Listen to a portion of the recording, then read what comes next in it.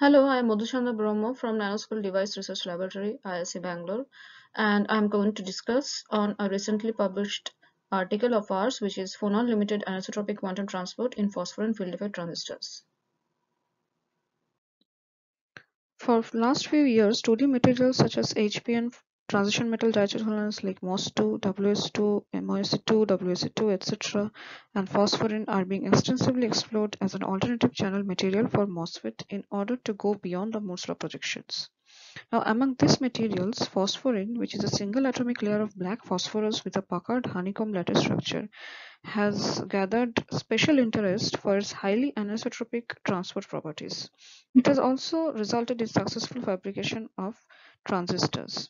Now, there have been numerous theoretical studies on phosphorine MOSFETs, and most of the studies reveal that the phosphorine MOSFETs outperform the conventional TMT-based MOSFETs in terms of on-current requirements and subthreshold swing characteristics.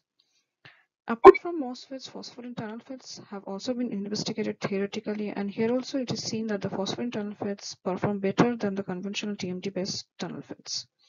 Now, most of the theoretical studies on phosphorine MOSFETs are limited to ballistic transport. Only a few recent articles have reported the performance of phosphorine MOSFET under electron-Phonon scattering. So in this work, we have presented some further insights into the phonon limited transport of phosphorine MOSFETs as well as tunnel FETs. The key findings of our study are as follows. We have investigated the individual effect of different phonon modes on the drain current of the devices, and the results suggest that in N MOSFETs, along the armature direction, the acoustic phonon mode plays a very dominant role in the reduction of uncurrent, which is quite uncommon for other materials. We also observed that the behavior reverses in case of N and P MOSFETs in the dissipative regime, and we have also computed the complex band structure, and the complex band structure demonstrates distinctly different characteristics along the two directions from the same symmetry point of the material. Now we'll explain about the theoretical framework starting from the materials modeling. So we perform DFT calculations with the tool WASP in order to compute the electronic band structure, the carrier effective mass, and the band gap values, and we have used PhonoP in order to perform the phonon calculations and the phonon spectrum. Now the exchange correlation functions used are two types. We have used the PB function for calculating the complex band structure, whereas we have used the HSC function for the real band structure. Please note that the band structure obtained using the HSC function has been ultimately used to match the Hamiltonian eigenvalues, and later it has been used for calculate the transport in the devices. Now all the details of these DFT calculations can be found in our paper. So we move on to the low energy Hamiltonian fitting. And for this fitting, we have used a two-band K.P Hamiltonian reported in this paper by Rodin et al. And we have extracted the eigenvalues of the Hamiltonian and fitted with the DFT generated band dispersions, and the values of the different calibrated parameters are given in this table. Now, if you look at this figure, you can see that we have also tried to fit using the same simple effective mass one-band Hamiltonian. However, with the effective mass Hamiltonian, we see that the eigenvalues deviate a lot from the original DFT band dispersions. We see that the calibrated K.P Hamiltonian gives a pretty good match with the DFT band dispersions, and we obtain the effective masses from our calibrated Hamiltonian.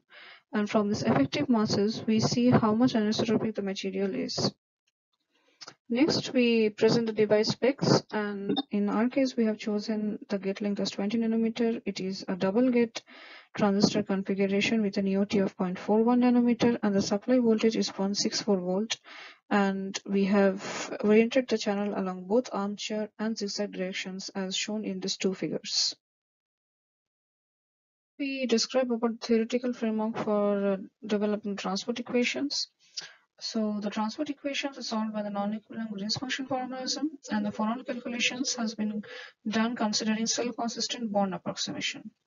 Now, under this framework, the Green's function and the scattering self energies are both intertwined with each other. As a result, these two steps in the flowchart need to be run in an iterative self-consistent manner. And once this loop converges, Then the charge densities are fed into the Poisson's equation, which is again self-consistently coupled with the second stage of this flowchart. Now for calculating the scattering self-energies, we need the values of the phonon deformation potentials and the respective phonon modes. And in our case, that is for phosphorene, these values have been obtained from the paper by Elahi et al. Now once we have obtained the values and everything and set up the framework, we compare our methodology with that of published results of this paper by Szabo et al. Now in this paper, they have performed some phonon-limited transport calculations on phosphorene transistors and it is single gate transistors. So while we compare the methodologies, we see that the ITVG characteristics follow a similar trend with the on-state current different varying an amount of 19.4%. Given that different TFT functionals are used for the crystal structure relaxation and subsequent band structure calculations, in conjunction with the 3D atomistic and full band structure model used in their work contrast to our work, such difference can be acceptable. We will now discuss about the effect of different phonon branches, both optical and acoustic, on the drain current of N and P phosphorene MOSFETs. In N-channel elastic optical phonon scattering plays the most important role in the degradation of on-state characteristics along both directions. Now, observing these two figures, we see that the interaction between electron and optical phonon mode 7 bears the strongest effect on the degradation of on current. The reason behind this phenomena lies in the fact that optical phonon mode 7 has the highest deformation potential value and the lowest phonon energy, both of which lead to increased backscattering of carriers through both emission and absorption. On the other hand, remaining optical modes with higher phonon energy and smaller deformation potential value can only backscatter through emission, thereby resulting in reduced current loss. Now, in case of P-type armature phosphorene MOSFETs, it is the interaction between holes and acoustic phonon mode 2 that bears the strongest effect on the degradation of drain current, unlike the fact in P-type zigzag MOSFETs where the interaction of holes with acoustic phonon mode 3 does not bear such a significant effect on the degradation of on current. This phenomenon is also attributed to the value of acoustic deformation potential of the hole phonon mode 2, which is almost 4 times larger than that of hole phonon mode 3. Apart from this, it is also observed that the contribution of acoustic phonon mode 2 becomes almost comparable to that of optical phonon branches 9 and 11 in case of P armature MOSFET.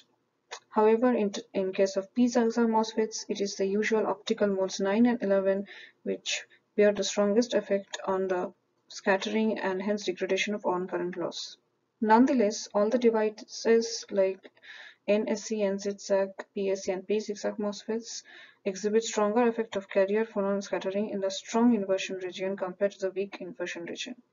The reason is at higher VG, the top of the barrier in both the N and P MOSFETs along both directions are pushed below the source Fermi level, and this results in increased backscattering by optical phonons and significant loss of drain current in the strong inversion region with respect to the subthreshold regime.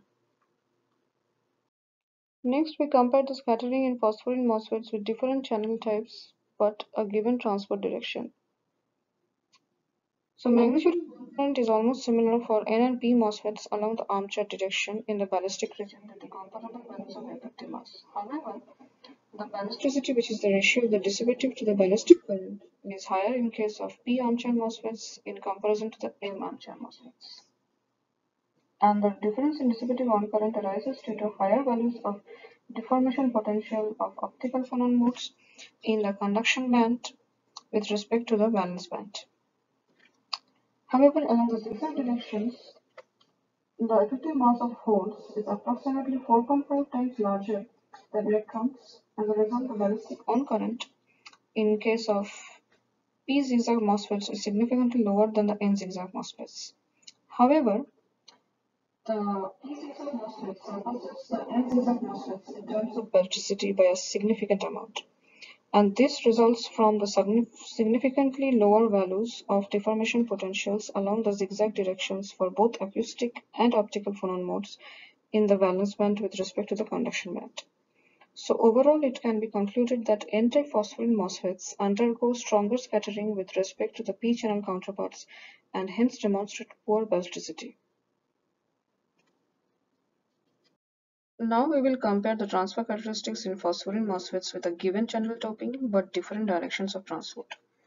In this figure suggests that scattering starts to dominate the transfer characteristics in both N and P of zigzag MOSFETs from lower values of gate voltage in contrast to their armature counterparts. In other words, the effect of scattering is stronger in case of phosphorene zigzag MOSFETs.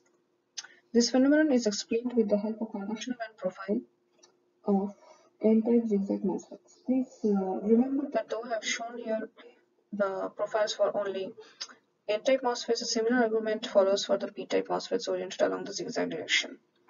Now, in case of zigzag MOSFETs, the transport effective mass is higher, whereas the transverse effective mass is lower.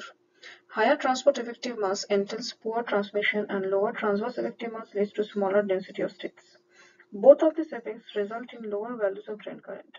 Therefore, the zigzag MOSFETs require a smaller potential barrier in order to ensure the same drain current as the armchair MOSFETs. As a result, the difference between the source Fermi level eta EFS and top of the barrier, that is the value of eta Fs, is greater along the zigzag direction than the armchair direction, and hence the effect of optical phonon scattering becomes more prominent along the zigzag direction. Now, due to this, there is also a decrease of the effective carrier velocity along the zigzag direction and subsequent space charge accumulation at the source end, which ultimately leads to significant modulation of the channel potential. And this intensifies the scattering and current pulse mechanism further. Therefore, in all, we can conclude that the zigzag MOSFETs demonstrate poor performance under the dissipative regime irrespective of the type of channel doping, that is N or P.